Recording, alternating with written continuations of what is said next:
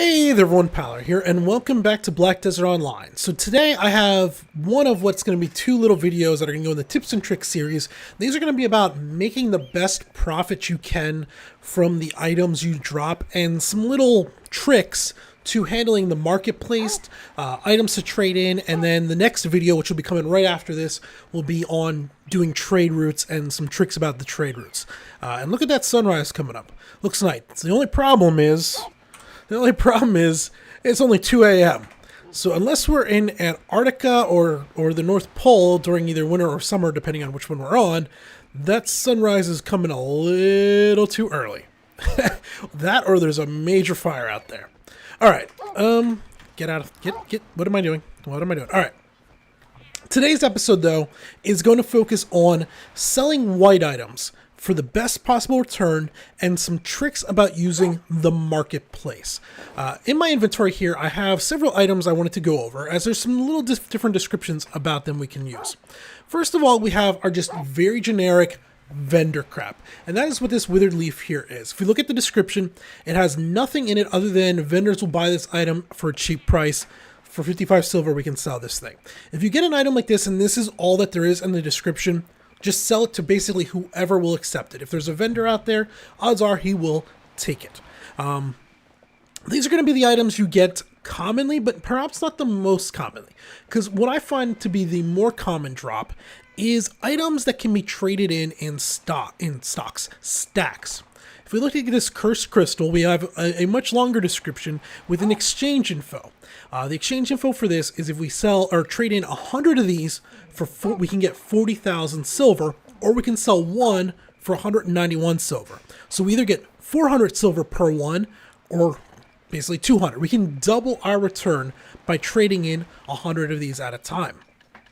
This spell powder, this one can go 100 for 30,000 silver or 150, so essentially exactly double.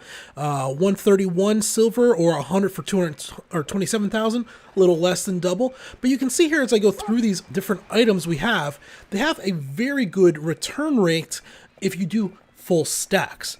Now there's some considerations to take into account. Obviously, if you're not farming enemies that are going to drop these cursed crystals, or you don't know where you got the cursed crystals, and like I am right now, I only have 29 of them, I'd have to go out and farm 71 more of them before I could turn them in. I can't turn in just the 29 or a stack of 10.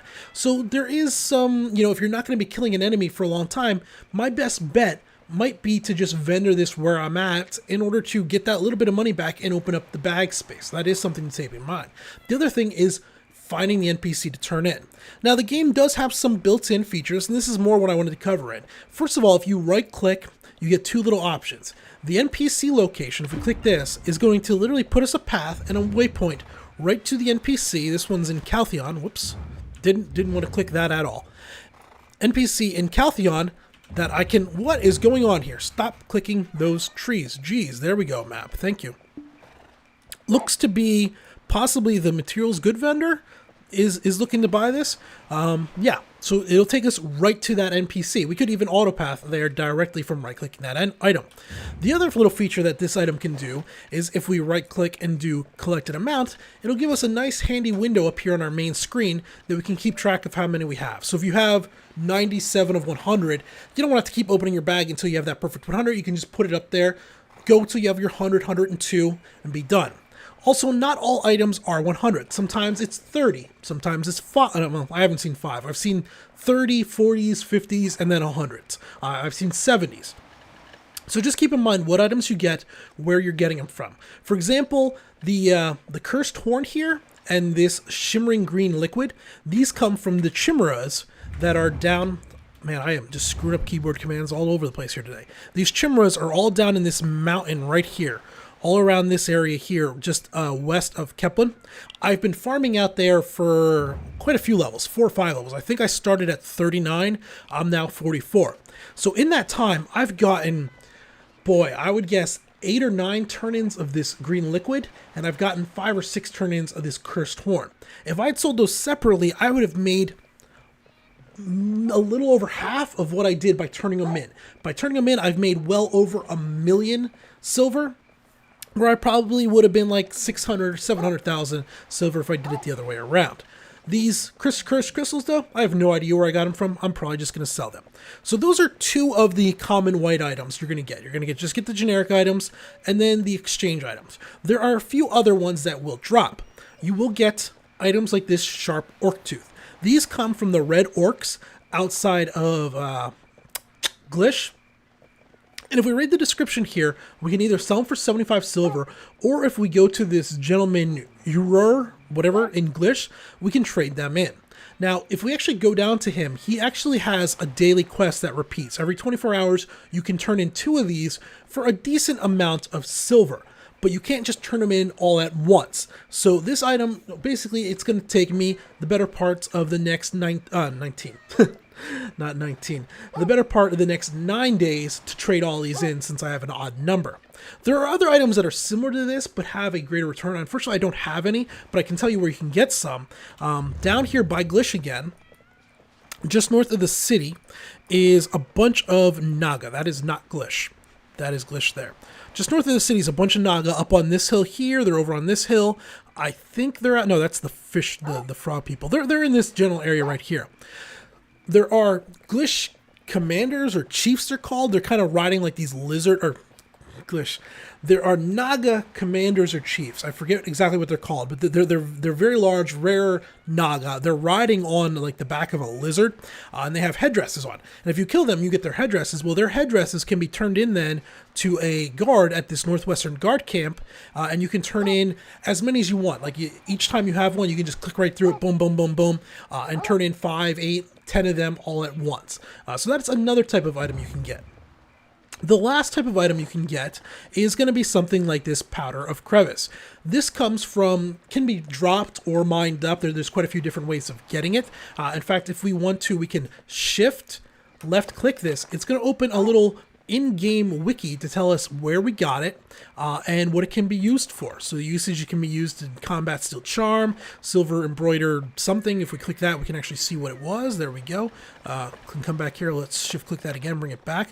But it'll tell us roughly where we get this from. We get it from gathering ruby, sapphire, topaz, exploration node, primal giant post, just basic general information. All these items have little wikis for this built-in game that you can get by shift left clicking on the item. This only actually works if it's in your inventory. If it's in your bank, it doesn't work. So this is a trade good item. This will get used in the, this is a marketplace item. This is a trade good item. These can also be dropped. This will be used in the next part of this video where we go over trade goods.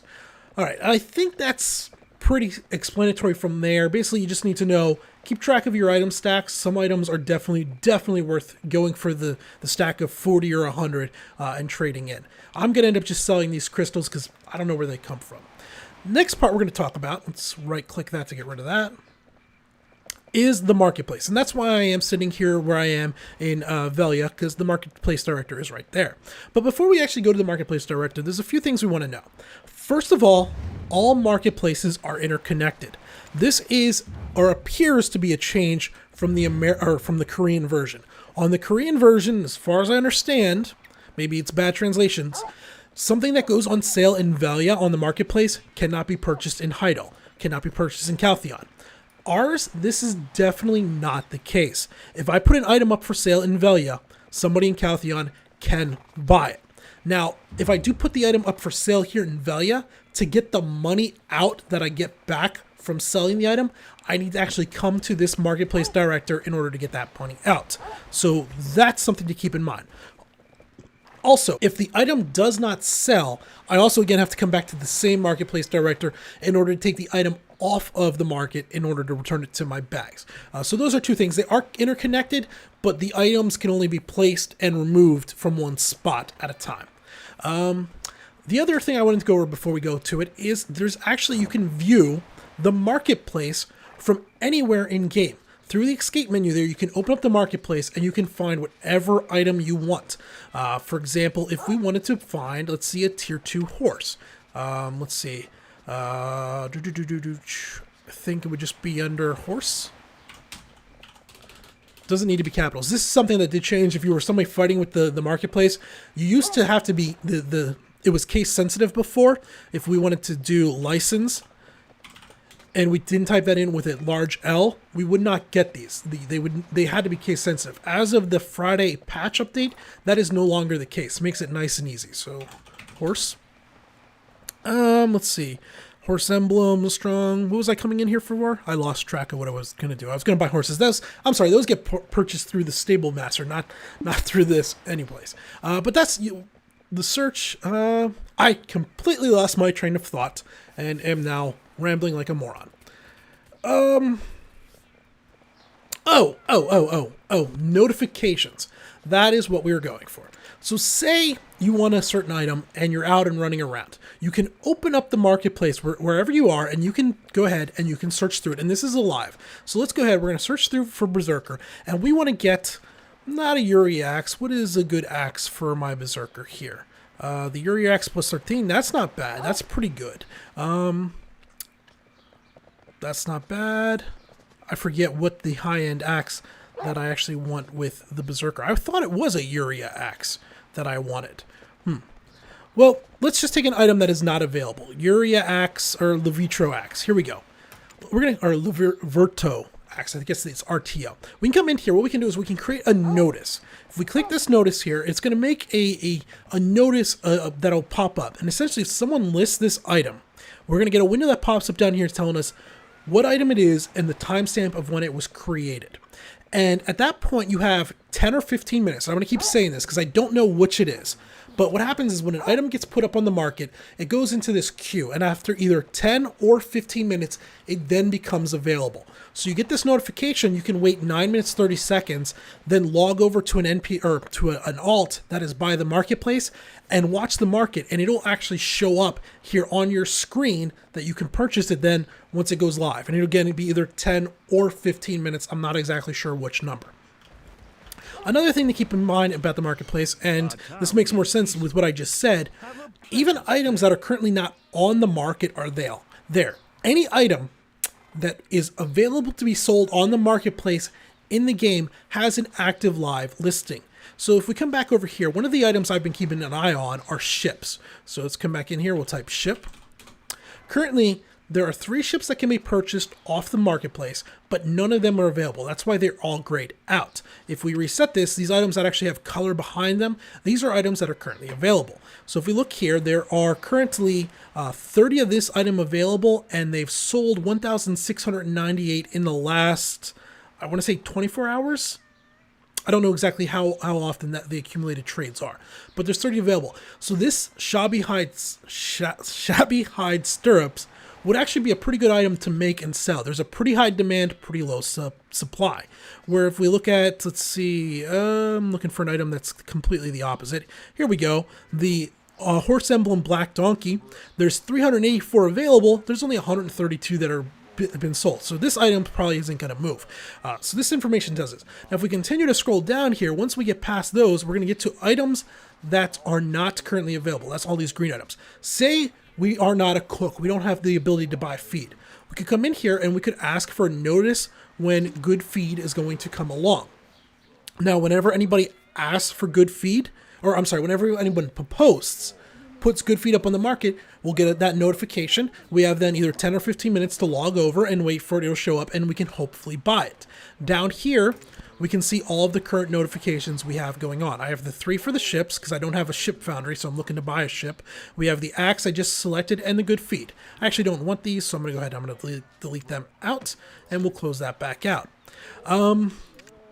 Yeah, so that's basically all you really need to know about the marketplace. These numbers are your supply and your demand numbers.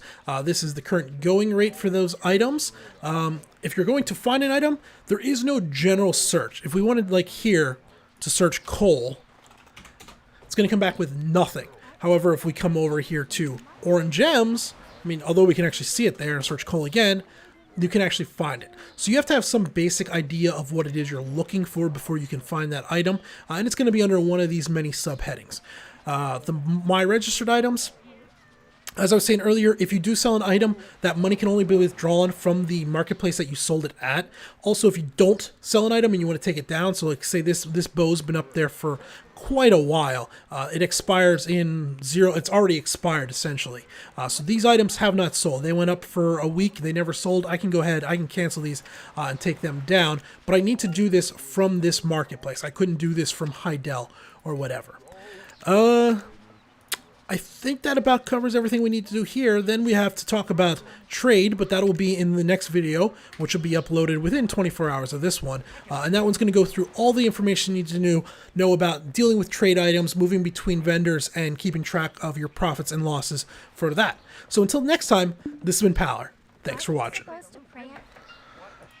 Oh, everyone. So just real quick, before I can move on, a fishing boat was just put up, so you can see here it was registered at 12:14.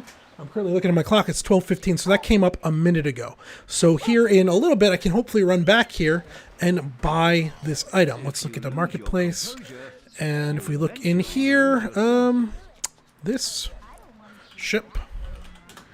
It was a fishing boat. You'll see there's still none available. It's going to go for 1.5 million. Unfortunately, I don't have that money here on this character, so I'm going to have to jump down to Heidel, where I have well over 2 million saved up there that I can hopefully buy this licensed fishing boat. But I just wanted to show you how that looks. We can confirm. Now, I don't actually know. It's worth checking. Is the notification still there? Yeah, the notification is still there for future points. All right, so I'm going to try and buy that fishing boat, and then we'll pick up with the trade routes after that.